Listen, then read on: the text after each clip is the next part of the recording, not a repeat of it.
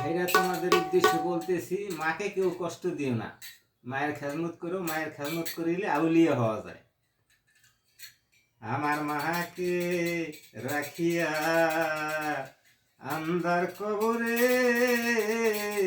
ফুল বিছানায় কেমনে ঘুমাই।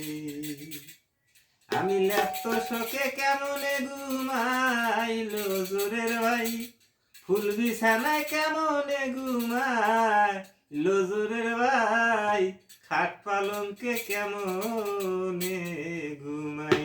আমার মাকে রাখিয়া আন্ধার কবরে, ফুল বিছানায় কেমনে ঘুমাই। আমার মাকে রাখিয়া আন্ধার কবরে, ফুল বিছানায় কেমনে ঘুমাই। আমি